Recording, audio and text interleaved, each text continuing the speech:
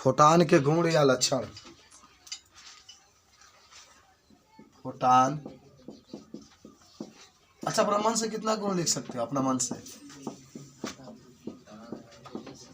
Quality of photon अपना मन से कितना लिख सकते हो? अपना मन से सोच के बताओ कितना लिख सकते हो? पहला लिखो।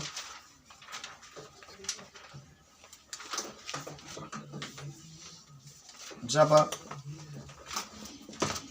किसी स्रोत से प्रकाश बाहर निकलता है तो वह फोटान के रूप में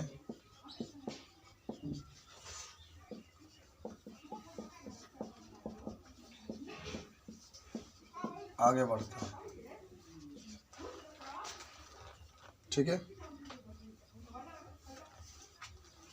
फोटान लिख लेना। दूसरा गुण में सीधा रेखा में चलता है, सीधा रेखा में चलता है। तीसरा, फोटान निर्वात में भी चलता है, फोटान निर्वात में भी चलता है।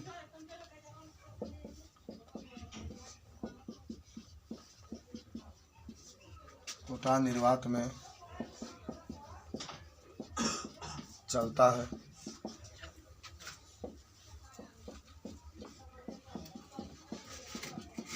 और निर्वात में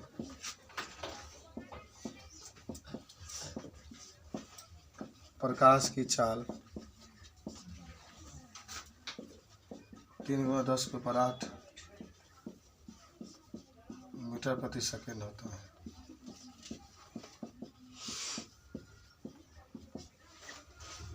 फोटान निर्वात में चलता है और निर्वात में प्रकाश की चाल 3×10⁸ मीटर प्रति सेकेंड होता है।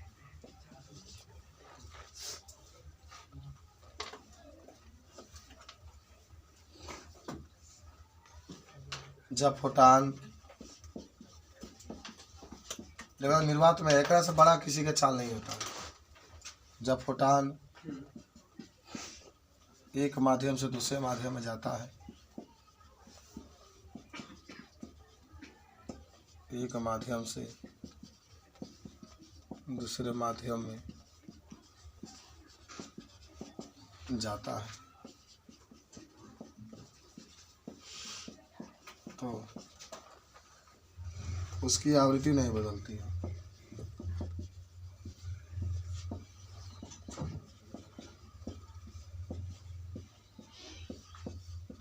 तो उसकी आवृत्ति नहीं बदलती है।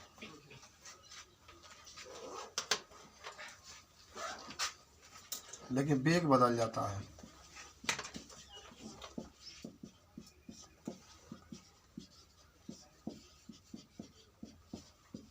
लेकिन वेग बदल जाता है।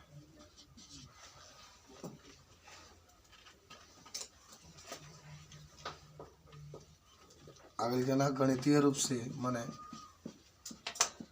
सिद्ध किया गया है। गणितीय रूप में किसी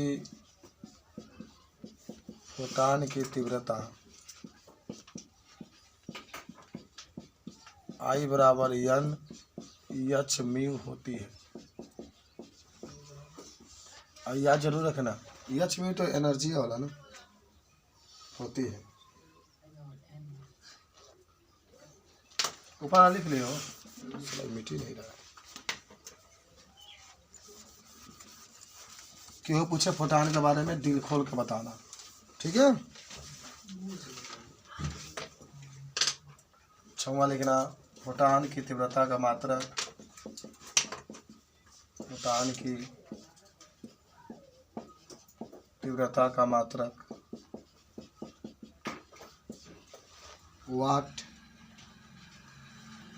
प्रति मीटर स्क्वायर होता है। वाट प्रति मीटर स्क्वायर होता है। 7 नंबर आ जाओ। फोटान का विराम द्रव्यमान शून्य होता है, रेस्ट मास कहता है अंग्रेजी में। फोटान का विराम द्रव्यमान, इसको अंग्रेजी में कहते हैं रेस्ट मास। म्यू जीरो का मान विराम द्रव्यमान के mg से प्रदर्शित करता है, शून्य होता है, शून्य होता है। 8वां,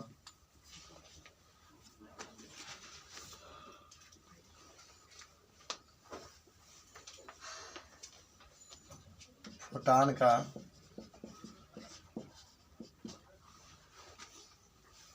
द्रव्यमान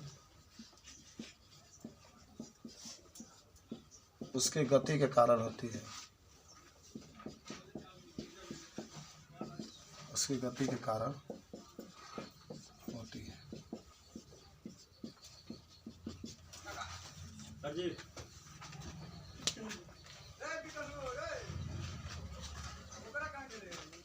उसकी गति के कारण होती है।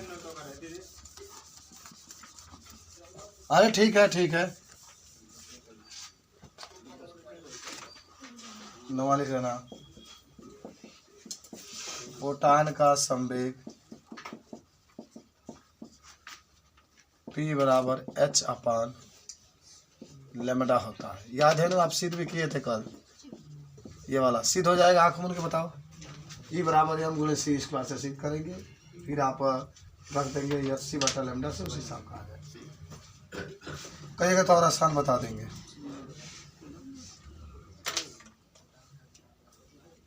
और इस तरीके से आप कहेंगे विद्युत रूप से फोटान एक उदासीन कण होता है। विद्युत रूप से फोटान एक उदासीन कण होता है। फोटान कौन सा कण होता है? उदासीन। 11 नंबर,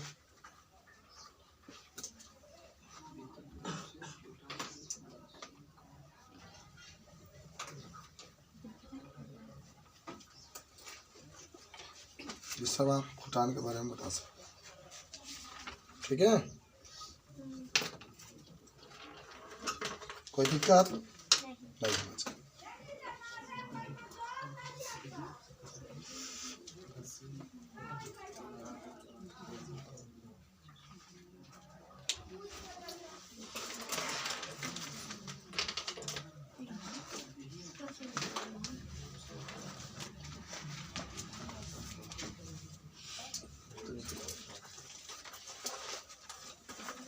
फोटान के बारे में पूरी जानकारी हो गई आपकी। द्रव तरंग की प्रकृति के बारे में हमने पढ़ लिया था। अच्छा, हाई को इतना सिद्ध करके दिखा दें जितना दिया गया है ना। एक हेडिंग बनाओ, टाइम है। हेडिंग इलेक्ट्रॉन से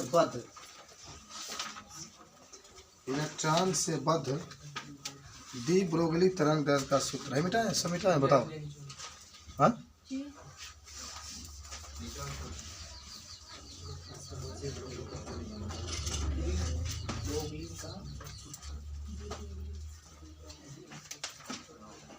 इलेक्ट्रॉन से बद्ध, जल्दी से लिखिएगा, डी ब्रोगली बोहर, बोहर कहाँ? बोहर स्कूल में पढ़ रहे हैं।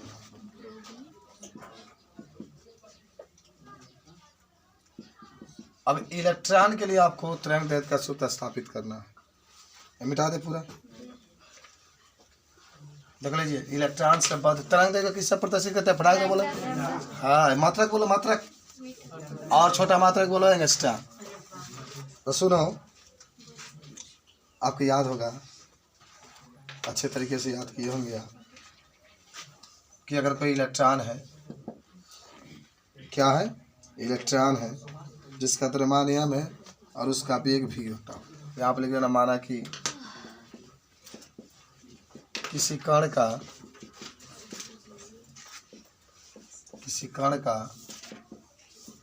द्रव्यमान m है तथा वेग भी है तब, माना कि किसी कण का द्रव्यमान m है तथा वेग भी है तब। अच्छा बताओ, वेग भी है तो क्या लिख सकते हैं आप? याद करिए, आपने सिद्ध किया था, याद है आपको? लैम्डा बराबर h/m। अरे गड़बड़ है तो पी लिख सकते हैं, बताइए पहले। और फिर आप पी के जगह पर एम भी लिख सकते हैं, बताइए। समीकरण नंबर 1 लिख लीजिए, ठीक है। और अगर आपसे मैं कहूँ कि गतिज ऊर्जा बराबर सूत्र, देखो एक सूत्र ही आ चुका है, एक ये सूत्र गतिज ऊर्जा बराबर आप पढ़े हैं, के बराबर हाफ mv²। कुछ याद आ रहा है आपको? हाफ mv² के जगह पर। अच्छा ये बताइए, अगर मैं कहूँ कि आप सबको तीसरा तरीके गुणा करिए तो 2 के ऊपर कर दीजिए, ये हम नीचे, बराबर क्या आ जाएगा? v², ठीक है। तो स्क्वायर हटाएंगे तो करने में आ जाएगा ना। का मान लिखिएगा, का मान समीकरण 1 में रख लें, समीकरण 1 में रखें इसको। v बराबर वेग बराबर तो क्या होगा? देखिए लैम्डा बराबर h/m वहीं रखिए, आप v की जगह पर 2k/m। तब देखिएगा ध्यान से, h वहीं लिखते हैं बाबू, हम के अंदर घुसाएंगे ना तो ये स्क्वायर हो जाएगा, कोनो भी चीज़ के अंदर घुसा देगा बटा में यम, तो यम से यम कैंसिल। ठीक, और आपके पास आ गया h बटा करनी में 2k माने। तो एक और सूत्र यहाँ पर बन गया, यहाँ पर लिख देते हैं कि लैम्डा बराबर h/m करनी में 2km। के क्या है मालूम है ना? गतिज ऊर्जा है, और यम का है? द्रव्यमान है, और h का है? प्लांक नियतांक। 2 सूत्र। एक और सूत्र आपको स्थापित करना है, कुछ याद आ रहा है? एक और, ये दूसरा सूत्र तीसरा का, आपको लैम्डा बराबर h/m लिख सकते हैं ना, 2 के जगह पर e भी लिख सकते हैं इंटू यम। यह भी एक सूत्र है, e भी इंटू यम।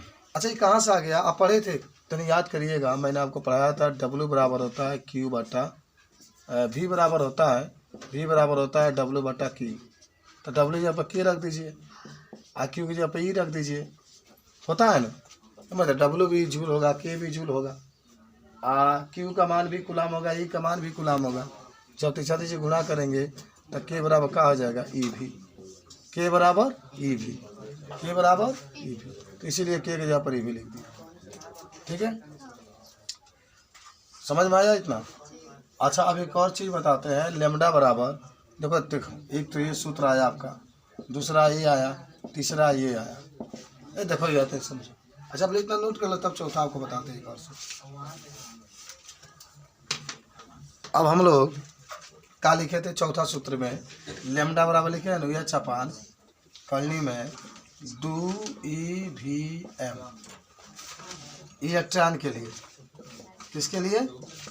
चौथा के सूत्र हुआ, चौथा नहीं, हाँ तीसरा, इलेक्ट्रॉन के लिए। तनी बताइए इलेक्ट्रॉन के लिए h का मान तो सब लोग जानते हैं, 6.6। हाँ भर दो, ये लैम्डा लिखा था नहीं, बट्टा में मिटा देना, बट्टा में आई 2 वहीं लिखो, आई ई का मान सब लोग जानता है, 1.6 10 को माइनस 19। आई भी हमने के नहीं क्या मालूम, भी का मालूम बा, भी का